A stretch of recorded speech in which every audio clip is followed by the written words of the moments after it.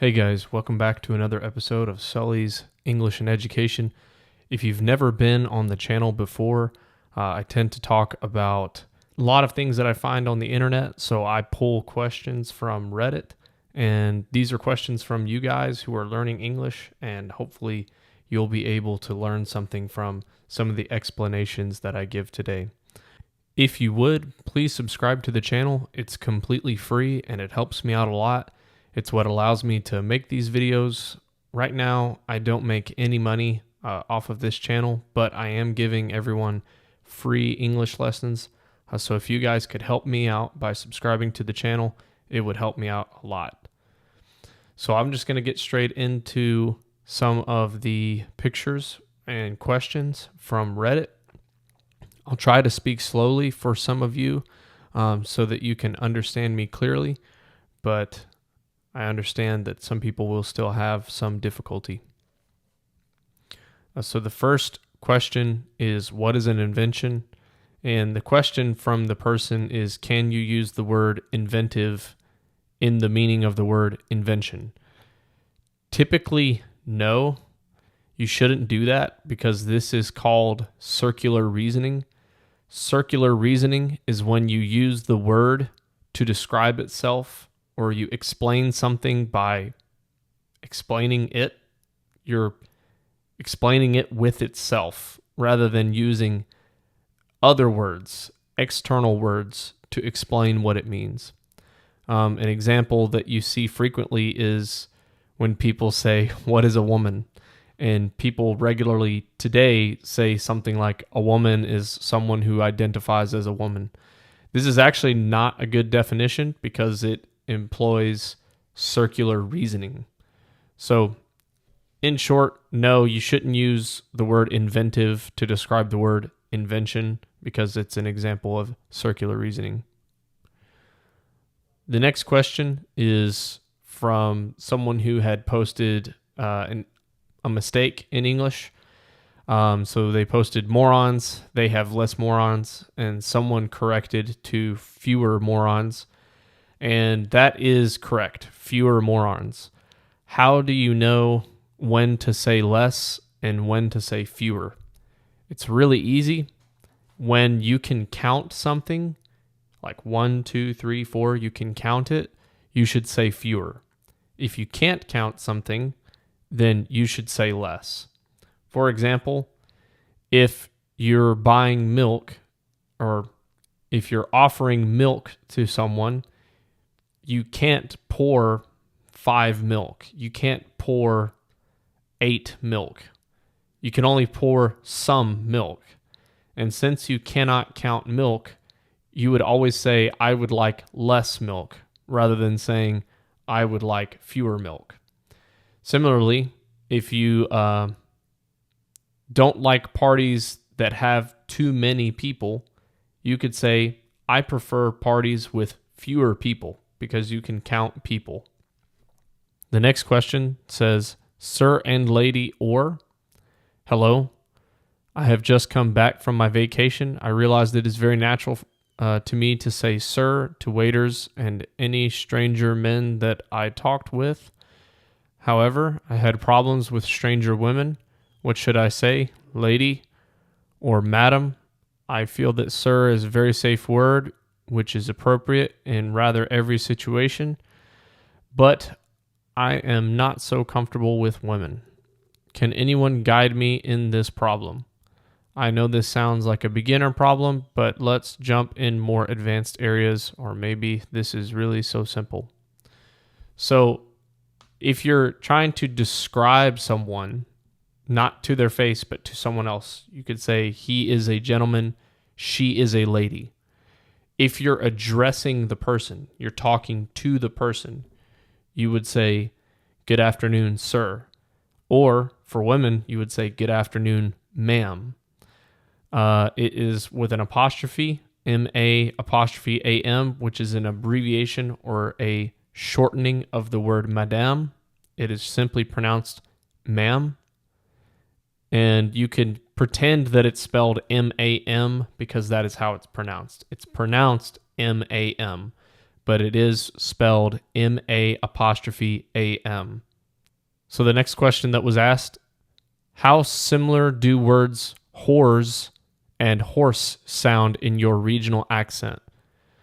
So it's really important that you pronounce these words differently, obviously, because one word is considered generally negative and the other one is simply an animal. So whores, aka women who sleep with lots of men or women who make money by sleeping with men, is you'll hear more of a Z sound in the S, and this is true for lots of plural words. We don't say dogs, we say dogs with more of a Z sound, not dogs, dogs. See the difference? I have 2 dogs. In the same way, you would say whores, whores, not horse. Horse is the animal. Horse, whores. See the difference?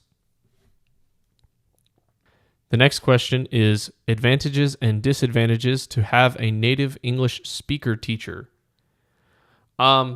This is obviously going to be very subjective, but if I were to give you my answer about the advantages and disadvantages of a native English speaking teacher, you will get more natural English from a native English speaking teacher.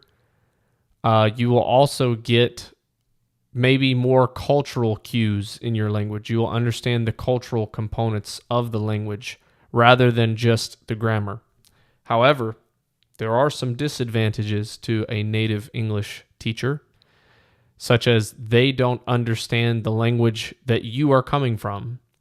Someone who speaks Spanish natively, who has learned English and is teaching you to speak English, and you speak English and you speak Spanish natively, they are going to understand the difficulties that you have. They are going to understand what language that you're trying to reason with when you come to English.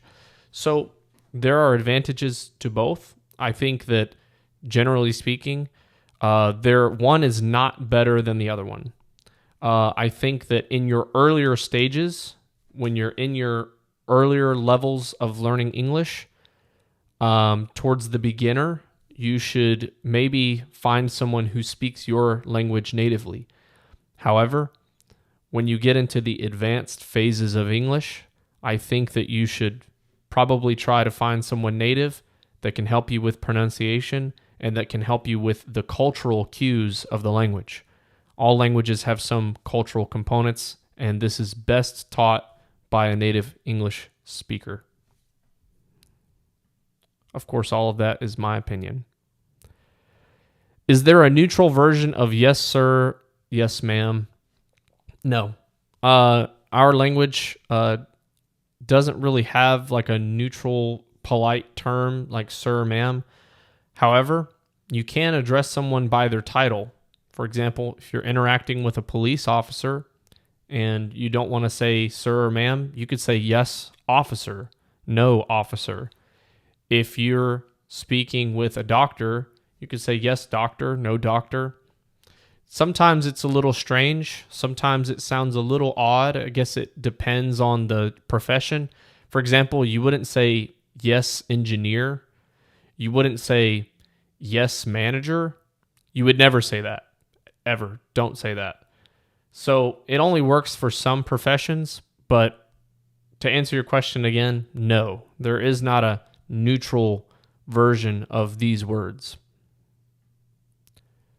Does do you speak Cantonese mean can you speak Cantonese? No. Those are a little bit different. If you're asking if someone speaks a language natively, you might say, do you speak Spanish? Maybe someone is from South America and you don't know if they're from Brazil or if they are from Paraguay. You don't know. And so if they were from Paraguay, it's likely that they speak Spanish natively. If they're from Brazil, it's likely that they speak Portuguese natively. So in this example, you would say, do you speak Portuguese or do you speak Spanish? Or you can simply say, do you speak Portuguese? However, can you speak Portuguese is more like saying, do you have the ability to speak Portuguese? Are you able to speak Portuguese? Which I think you should use that question more if you're asking if a non-native speaker is able to speak a language. For example, I can't speak Portuguese. Can you speak English? And if they say yes, now we can converse in English. I'm not asking if he speaks it natively. I'm asking if he is able to speak English. That's the difference.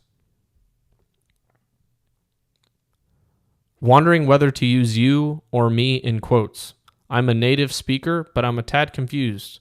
So, for example, if my mom tells me I'm not taking you to the shop and I tell this to someone else, do I say, A, she said she's not taking you to the shop, or B, she said she's not taking me to the shop? This is the difference between quoting and paraphrasing. Paraphrasing is when you keep the sense of the meaning, you keep the meaning of what was said, but you don't try to copy word for word. If you're quoting someone, you're simply saying what they said. However, if I'm telling it to someone and I want to convey that I'm using her exact words, then I may say just that. Her exact words were, I'm not taking you to the shop, and so I'm not going to the shop. However, if I'm telling my friend the result of what she said, the implication of what she said, I might say, she said she's not taking me to the shop, and so I'm not going to the shop. So it's a difference between the meaning stays with both, but you don't always have to copy someone word for word to tell the meaning of what was said. The last each is used like being, then just put a question mark. You're very interested in astrology. Do you ever make rash judgments based on people's signs? No, I try not to because I think within each sign there are many different kinds of each. So each is not used as being. They're saying each to mean people in this case, but you can use each to describe every one of what has already been said. So let's say I offer you one. I say I have bananas, I have apples, and I have strawberries. You could say I would like one of each. I would like one strawberry, one banana, one apple. And you wouldn't have to say, you could stop at each. I would like one of each. So, again, they're talking about the signs. And if you don't know, they're talking about astrology and the month that you were born and all of that. It's kind of nonsense. But anyways, that's how you can use each in this case. All you have to do is ask, have you ever been to? And then he says, I think the title is wrong grammatically. I think it should be to ask or asking rather than ask. Nope. The title is actually correct. All you have to do is ask. All you have to do is ask. I'm trying to decide if it's actually grammatically correct or if that's just how we say it. Either way, what you need to know is this is the way that you should say it. For example, if we have a new person who has been hired at the job, they're brand new and they're learning on their first day, I might say to them, hey, if you ever need any help, all you have to do is ask. Hey, if you have any questions, all you have to do is ask. And I'm saying that is all the effort that is needed to get help. So that is correct. All you have to do is ask is correct. Is focused in correct here? Is focused in correct here? Description: channel focused in gaming, memes, and other themes such as politics, hardware, and any other that crosses my mind. So again, in my previous lesson, I talked about the different kinds of English. Not all kinds of English are the same. So we have, our formal English, we have our casual English, and then we have things like manual English, like an instruction manual. This is kind of closer to instruction manual English. He could say, this is a channel focused in gaming. You could also say focus on. And yeah, you could get into the pissing match of which one is better, which one is more accurate. People don't always agree on which preposition to use on every single sentence that we say in English. So again, I've said before, there are more than one correct ways to say something. And in this case, I don't think there's anything wrong with saying focused in. But again, it's more like manual English. He's not speaking in complete sentences, which is fine. What does go get a fade mean? He's talking about a haircut. And I say he because typically this is a men's haircut. A fade is when the hair starts very short at the bottom and it gradually becomes longer towards the top. We call this haircut a fade, or that gradient of hair is a fade. So if you say, I'm going to go get a fade, he's basically saying, I'm going to go get that kind of haircut. That's what it means. Can you change your accent? I was wondering, since I speak with a British accent, but I would much prefer it to sound more like an Australian, Irish, or even American. Can you do that when you are an adult? Yes. Many actors will change their accents for different roles. Many people who speak with a British accent in movies are actually American. And on the inverse of that, there are many British actors who speak in an American accent on film. I used to have a strong Southern accent, and now I have what I hope is a very neutral accent. I changed my accent so that people could better understand me, especially since I teach English. I'm feeling lost in English. Hello, guys. I'm at a B1 level right now, and I feel lost and unmotivated because I feel stuck in the same circle. What should I do? What strategy should I use to reach the C1 level, or at least B2? Any books to read, videos to recommend, or sources to check? Please help. Whatever you've been doing, you need to do something new. You do different things at different levels. If anyone has ever lifted weights before or played a sport, when you begin a sport, you do different exercises and you do different drills at the beginning of learning a sport compared to when you are advanced in the sport. Once you become higher in your level, you need new challenges. You have to activate different parts of your brain that you were not previously activating. If you want more challenge, what I recommend is, for example, change your phone's setting to English. Start listening only to English music. Start consuming your news in English and find a speaking partner. I don't think that anything is better than speaking, especially with a native English speaker. Earlier, I talked about the advantages of speaking with someone who is a non-native English speaker versus speaking with a native English speaker. If you are advanced, or if you're at least intermediate and you want to move to advanced, I recommend finding a native English speaker who can challenge you and find someone who can speak clearly and explain what your mistakes are. As you begin to lose your mistakes and fix your mistakes, you will climb higher and you will get to B2 and C1. How do I use all right?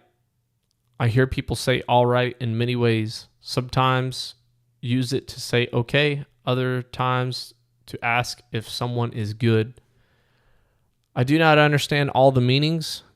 Can someone please tell me how to use all right and give me examples? Thank you very much. So all right is a very versatile word. You can use it to refer to someone's condition. If I fall and someone says, "Are you okay?" I can say, "I'm all right," meaning I'm not hurt. I can also agree to someone by saying all right. Someone asks me, "Would you like to go to lunch with me?" I can say, "All right, I'll go to lunch with you." So there's more ways to use it, I'm sure, but I don't want to sit here and think about it. But yes, it is a versatile word. Just try to find it used in real life and study it. Find it used and study it. Is 3500 and 3500 BC read as 3500 or 3500? Both. Depends on how you want to say it. So you can say 3500 in English. And in fact, more people will say 3500 than 3500. 3500 sounds more academic. It sounds more professional, but it's also slower, and most people will say 3500. However, you should know that you cannot apply this to any number in English. In fact, once it becomes 10,000 or higher, you can no longer say it. So 3500 has 4 digits, 3500. Once it has 5 digits, 35000, you can no longer say that anymore. You can't say 35,000. It doesn't work. Additionally, you cannot use it for whole thousands. For example, 1,000 or 2,000. You can't say 20,000. That doesn't work. It must have some number after it. 2,100. That works. 2,900. That works. 4,700. That works. 5,000. That does not work. 1,500. That does work. 1,500. So you can't use it for 1,000, 2,000, 3,000, 4,000. But anytime you have the first 2 digits are both not 0, so 2,100, 1,900, 4,700, you can use it for those.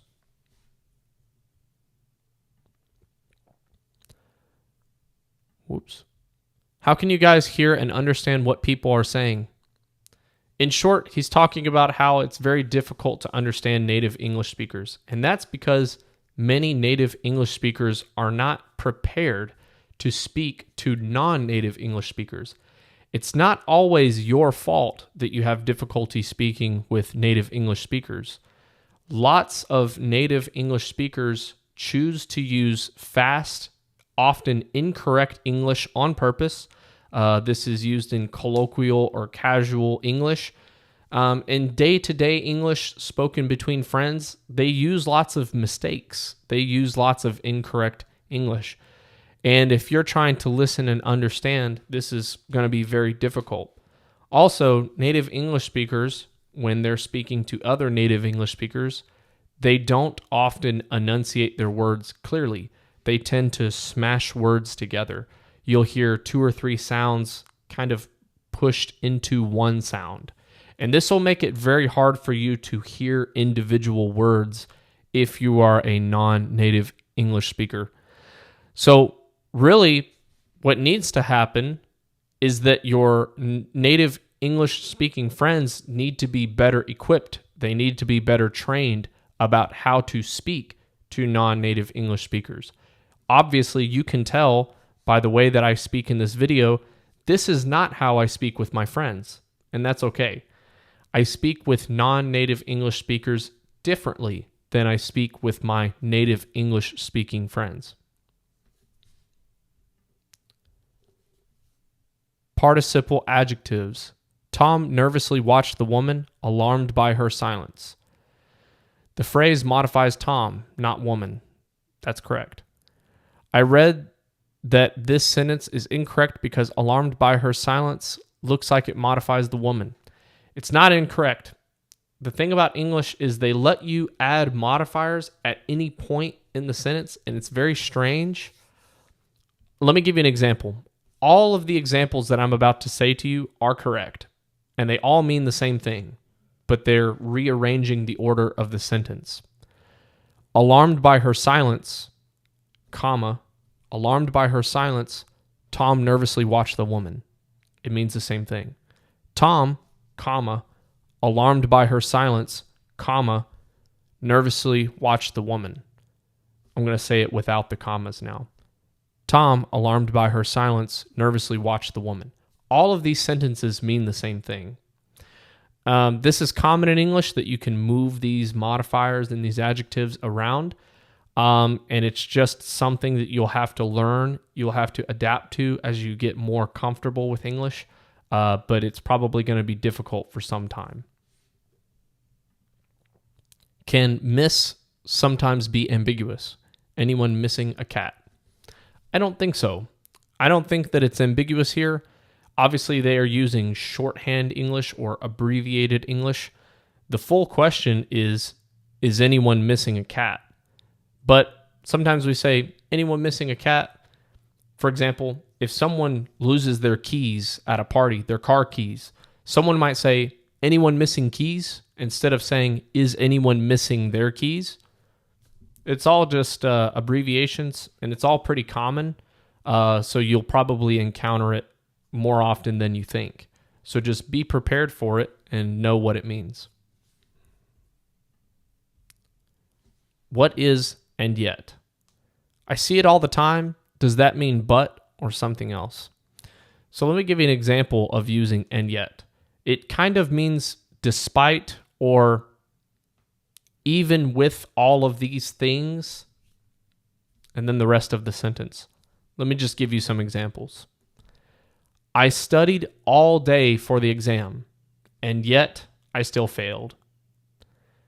Another way to say the sentence is, I studied all day for the exam, and despite this, I still failed. I could say, I ate an entire sandwich, and yet I'm still hungry. In other words, I ate an entire sandwich. Despite this, I'm still hungry.